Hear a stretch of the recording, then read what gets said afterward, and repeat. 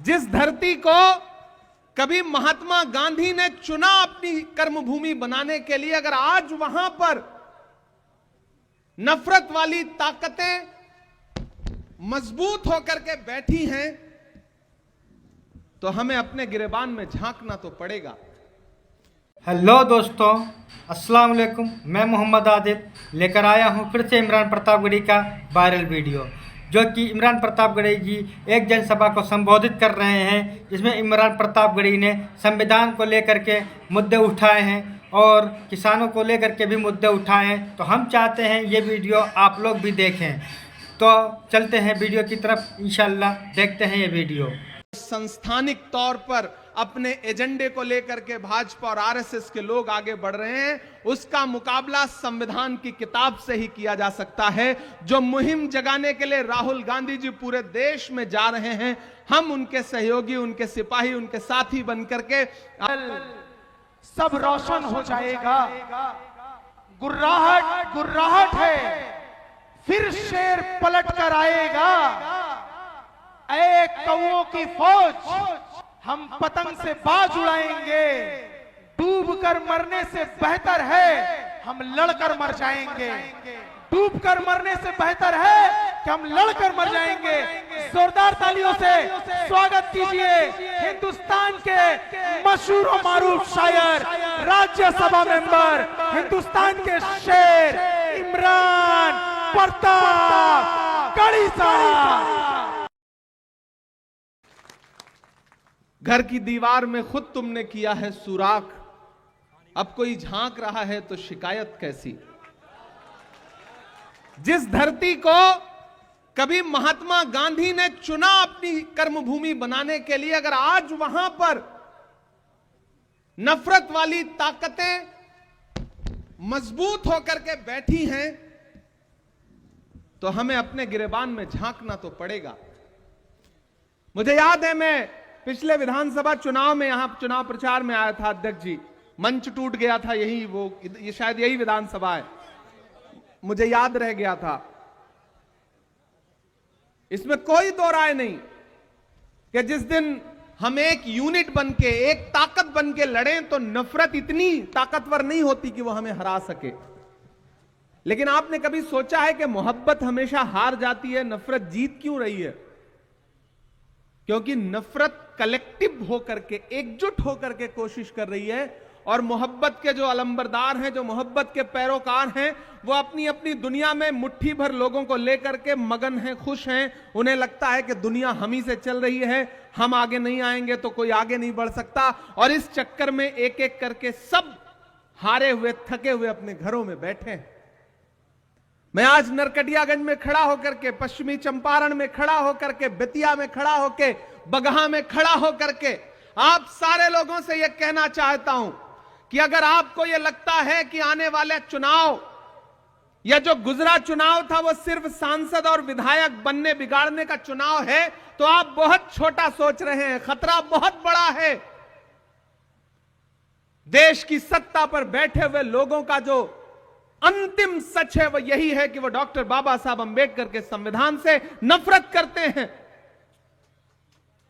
याद करिए, लोकसभा चुनाव में भारतीय जनता पार्टी के बड़े नेताओं के बयान, चाहे वो अनंत हेगड़े हो, चाहे लल्लू सिंह हो, चाहे ज्योति मिर्धा हो, चाहे मेरठ ला करके मुंबई से चुनाव लड़ाए गए और मौजूदा सांसद अरुण गोविल हो, नारा क्या था? हमें बहुमत दो, हम संविधान बदलेंगे। हमने, आपने अपने कानों से सुना है इस नारे को। वो तो भला हो भारत की जनता का कि उसने 400 पार का नारा लगाने वालों को 240 पे ला करके ऐसा पटका कि न ये नारा भूले, बल्कि संविधान को सरमाथे लगाते हुए संविधान जिंदाबाद और संविधान को लेकर के पूरे देश में बातें करना उन्होंने शुरू कर दिया। ये आपकी और पूरे देश की संविधान के प्रति जो मोहब्बत है उसका परिणाम था। मैं आपसे कहना चाहता हूं साथियों कि पिछले दिनों अखिलेश भाई और हम दोनों लोग राज्यसभा में बैठे थे।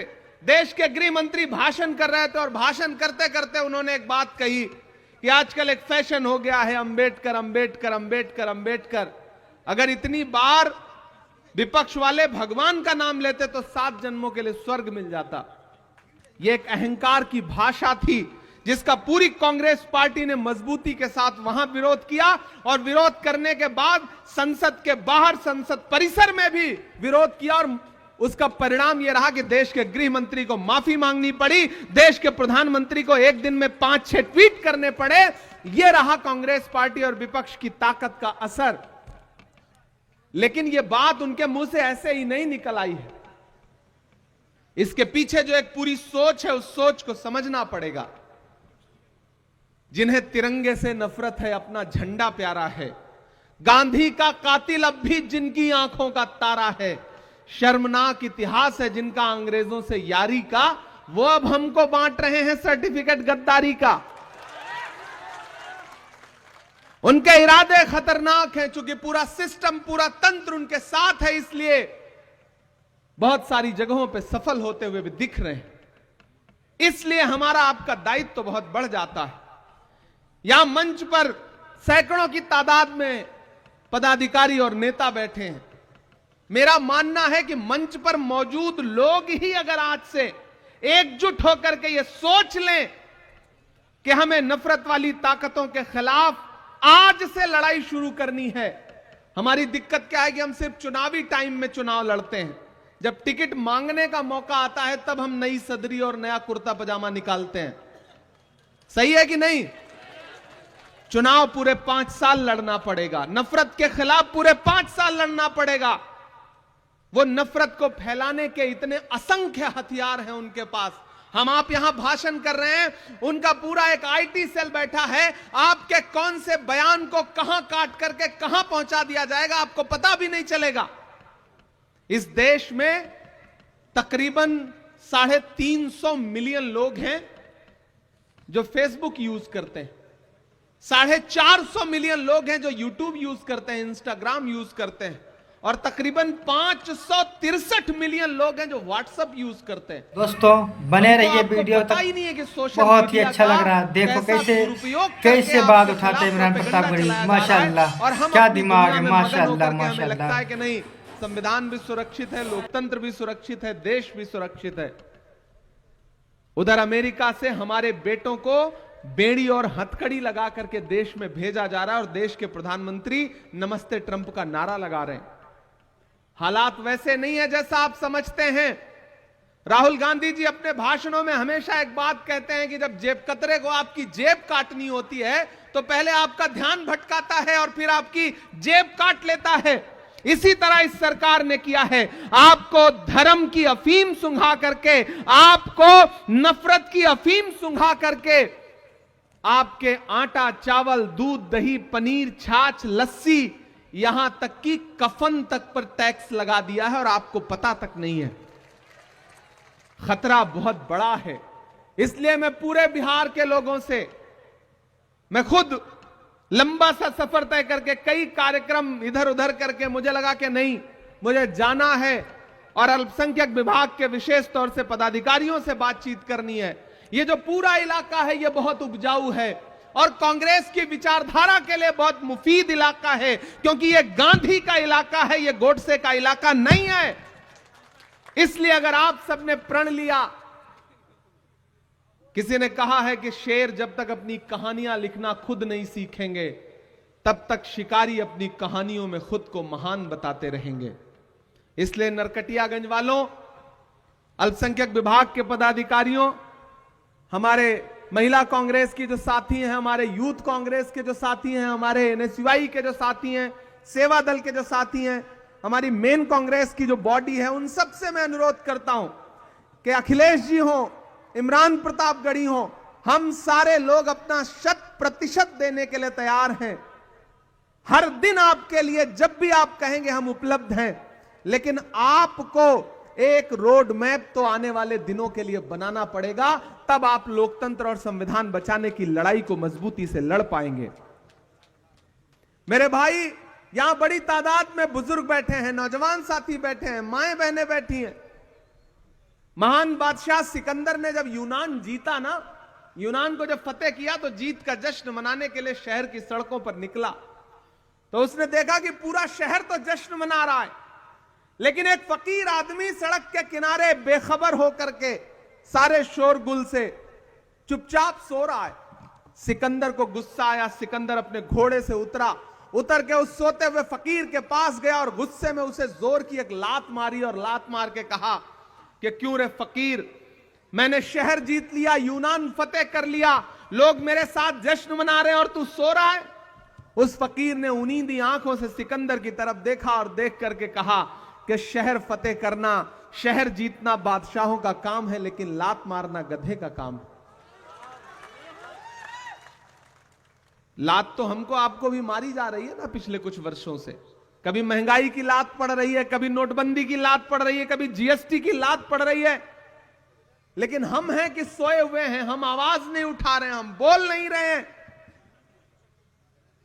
मैं राहुल गांधी का सिपाही हूं, अखिलेश भाई राहुल गांधी के सिपाही हैं, और हम सारे लोग राज्यसभा में, देश की संसद में, सड़क से संसद तक जो लड़ाई लड़ रहे हैं, मल्लिकार्जुन खड़गे जी के निर्देश पर, सोनिया जी के निर्देश पर, प्रियंका जी के निर्देश पर, राहुल जी के निर्देश पर, उनके कंधे से कंधा मिलाकर के जो लड़ाई लड़ रहे हैं, उस लड़ाई में हम तब तक नहीं जीत सकते जब तक आप हमारे साथ नहीं खड़े होंगे। आपका साथ होना बहुत महत्वपूर्ण है, आप बहुत जरूरी लोग हैं। हम यहां 3-4 फीट ऊपर मंच पर बैठे हैं और आप नीचे 4 फीट बैठे हैं, तो इसका यह मतलब नहीं कि आपका अस्तित्व जो है वो कमतर है। मैं तो यह मानता हूं कि जैसे 2 तराजू है, एक आप हैं, एक ये इस तरफ है, और ये तराजू का एक पलड़ा थोड़ा सा ऊंचा है, आप नीचे हैं, तो इसका यह मतलब नहीं कि आप कमतर हैं। आप ज्यादा महत्वपूर्ण लोग हैं, क्योंकि तराजू का वही पलड़ा नीचे होता है, झुका होता है, जिसमें वजन ज्यादा होता है। आप ज्यादा वजनदार लोग हैं। नया पाने की चाहत में पुराना छूट जाता है, तुझे अपनाऊं तो मुझसे जमाना रूठ जाता है। मोहब्बत पढ़ने लिखने में बहुत आसान है, लेकिन मोहब्बत को निभाने में पसीना छूट जाता है। आप बैठे हैं, उस तरफ बड़ा क्रिकेट का मैच चल रहा है। मैंने उमेर जी से कहा था कि ऐसी तारीख में आप कार्यक्रम क्यों रख रहे हैं जब वहां दुबई में भारत पाकिस्तान का क्रिकेट मैच होने जा रहा है और हमारी भारतीय टीम बुरी तरह से पाकिस्तान को रौंदने जा रही है।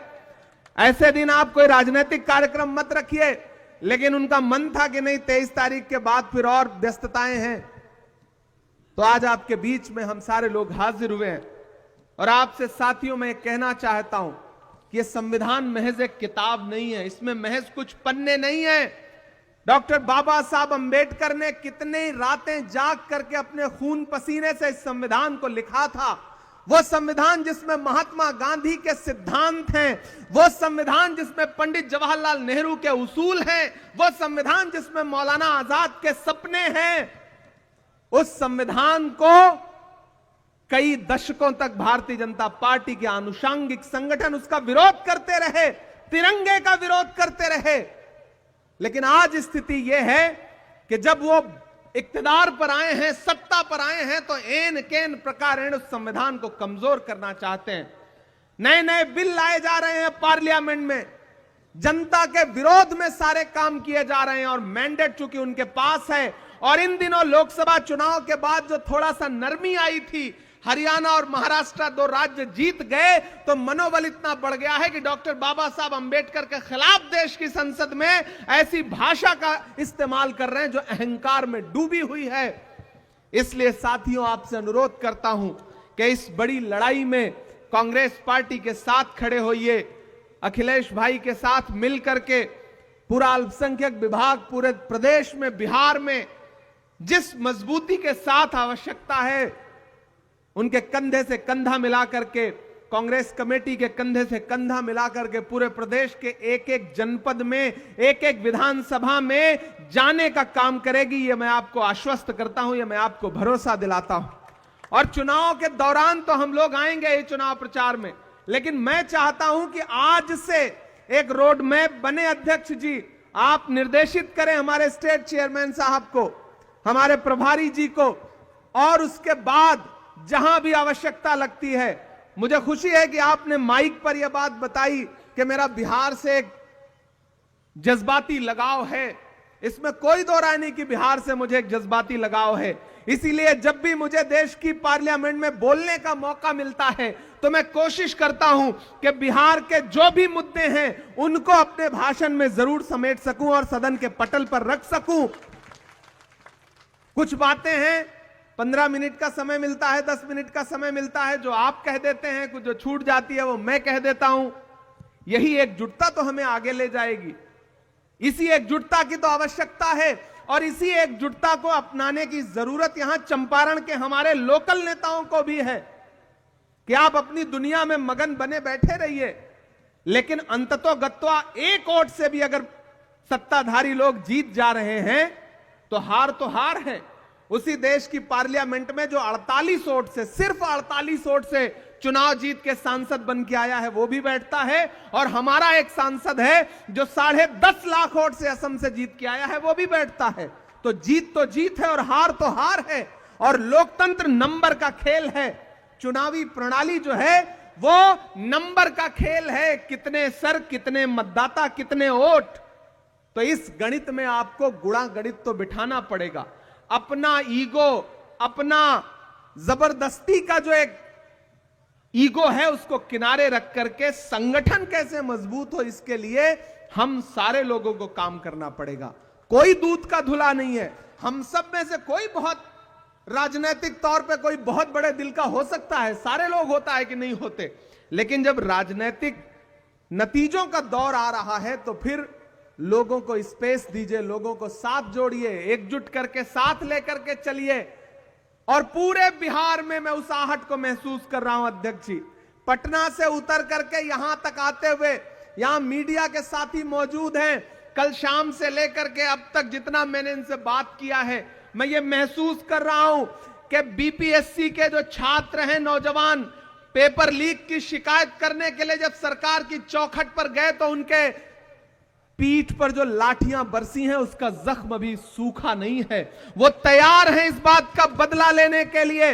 मैं जिस इलाके में खड़ा हूं यह गन्ना किसानों का इलाका है, और किस तरह से उनकी फसल को बर्बाद किया जा रहा है, किस तरह से उनको न्याय नहीं दिया जा रहा है। यहां का किसान इस बात से नाराज है। कीमत तो बहुत बढ़ गई शहरों में धान की, लेकिन विदा न हो सकी बेटी किसान की। मौका मिला तो लोगों ने कुर्सी के वास्ते। बने रहिए दोस्तों, बने रहिए, वीडियो के एंड तक की बने रहिए। देखिए बहुत ही अच्छा है, इस देश बहुत ही अच्छा है। और खासतौर से बिहार का किसान आज तक नहीं भूला है कि किस तरह एमएसपी की लीगल गारंटी मांगते हुए 700 जवानों को, किसानों को अपनी शहादत देनी पड़ी। तब सेंटर की सरकार को यह एहसास हुआ कि वो जो कृषि कानून लाए थे वो काले हैं, और उनको बदलने के लिए नरेंद्र मोदी जी तैयार हुए। इतनी कुर्बानी तो एक साथ जलियांवाला बाग में अंग्रेजों ने भी नहीं ली थी जितना इस सरकार ने किसानों की कुर्बानी ली है। तुझको कितनों का लहू चाहिए अर्ज़े वतन, कितनी आहों से कलेजा तेरा ठंडा होगा। यह किसान विरोधी सरकार है, यह नौजवान विरोधी सरकार है। पिछली बार आपको याद होगा जब महागठबंधन की सरकार थी तो किस तरह युवाओं को नौकरी देने का काम किया था बिहार की महागठबंधन की सरकार ने। अगर बिहार का युवा चाहता है कि फिर से नौकरी आपको मिले, किसान चाहता है कि उसके सम्मान की राशि उसे मिले, किसान चाहता है कि उसके कर्जे माफ किए जाएं, तो एक बात याद रखना, अगर इनकी सरकार बनी तो अंबानी और अडानी के कर्जे माफ होंगे। अगर आपकी सरकार बनी तो किसानों के कर्जे माफ होंगे, मजदूरों के कर्जे माफ होंगे, गरीबों के कर्जे माफ होंगे। यह बुनियादी अंतर है भाजपा और कांग्रेस की सोच में, यह बुनियादी अंतर है नरेंद्र मोदी जी और राहुल गांधी जी की सोच में। मैं राहुल गांधी जी के साथ चला हूं 4000 किलोमीटर। मैंने देखा है उनके पैर के छाले, मैंने देखा है उस आदमी की मेहनत। उस आदमी ने बस एक नारा लगाया 4000 किलोमीटर चलते हुए कि नफरत छोड़ो, भारत जोड़ो। एक मीडिया के साथी ने मुझसे कहा कि इमरान साहब आपको क्या लगता है भारत जोड़ो यात्रा से देश बदल जाएगा? हमने कहा बिल्कुल बदल जाएगा। जब महात्मा गांधी जी ने अंग्रेजों के खिलाफ भारत छोड़ो आंदोलन शुरू किया था तो उस वक्त भी कोई नहीं मान रहा था कि अंग्रेज देश छोड़ करके अंग्रेजों को जाना पड़ेगा। आज राहुल गांधी जी ने भारत जोड़ो आंदोलन शुरू किया है तो लोग आज भले ना मान रहे हो, लेकिन कुछ दिन में लोगों को यह एहसास होगा कि जैसे भारत छोड़ो आंदोलन से अंग्रेजों को जाना पड़ा था, वैसे ही भारत जोड़ो आंदोलन से आज वाले अंग्रेजों को भी जाना पड़ेगा, सत्ता से उतरना पड़ेगा। और यह काम कांग्रेस पार्टी करके दिखाएगी, क्योंकि हम जानते हैं राहुल गांधी जी की मंशा और उनकी नीयत कितनी साफ सुथरी है। राहुल जी जानते हैं टास्क उन्होंने लंबा लिया है, पहले 4000 किलोमीटर, फिर 6700 किलोमीटर, क्योंकि वो जानते हैं इस देश में नफरत कम करना पड़ेगा। जब तक नफरत कम नहीं होगी तब तक भाजपा कम नहीं होगी। भाजपा नफरत फैलाने का हर दिन प्रयास कर रही है संस्थानिक तौर पर और एकजुट प्रयास कर रही है। हमें भी मोहब्बत के लिए एकजुट प्रयास करना पड़ेगा। नरकटियागंज वालों, चिरागों के सफर में दबदबा हो आंधियों का, चिरागों के सफर में दबदबा हो आंधियों का, तो फिर अंजाम जुल्मत के सिवा कुछ भी नहीं होगा। यह दुनिया नफरतों के आखिरी स्टेज पर है, इलाज इसका मोहब्बत के सिवा कुछ भी नहीं होगा। उस मोहब्बत की कोशिश के लिए हम सारे लोग तैयार हैं। आप भी हमारा साथ देने के लिए तैयार रहेंगे। संविधान की एक प्रति उठाइए, अपने अधिकारों के हक के लिए संविधान को न सिर्फ अपने घर की ताकों पर, अपने घर के लाइब्रेरी में सजा के रखिए, बल्कि संविधान को पढ़िए भी। उसके आर्टिकल, उसकी प्रस्तावना, उसके पन्ने जो आपको अधिकार देते हैं, यह शासन, यह प्रशासन, यह तंत्र आपसे उन अधिकारों को छीनने में लगा है। उन अधिकारों के प्रति जागरूक होइए। और ये जो आपके छोटे छोटे घरौंदों को उजाड़ देना चाहते हैं, उनसे कहिए कि जुल्म करती ये जवानी भी नहीं मांगोगे, जुल्म करती ये जवानी भी नहीं मांगोगे, खून में अपने रवानी भी नहीं मांग। तो कैसी लगी दोस्तों ये वीडियो? उम्मीद करते हैं अच्छी लगी होगी वीडियो। मुझे तो बहुत पसंद आई। अगर आप लोगों को भी अच्छी लगी है तो कमेंट में अपनी राय ज़रूर दें, ताकि हम इमरान प्रतापगढ़ी की आने वाली हर वीडियो आप तक साझा कर सकें। तो प्लीज़ हमारे इस चैनल को आप लोग सब्सक्राइब कर लीजिए, और अगर ये वीडियो अच्छी लगी है तो लाइक भी कर दीजिए, और कमेंट में राय देना ज़रूर है आपको, वो मत भूलना। तो चलते हैं, फिर मिलते हैं इंशाल्लाह अगली वीडियो में। अस्सलाम वालेकुम।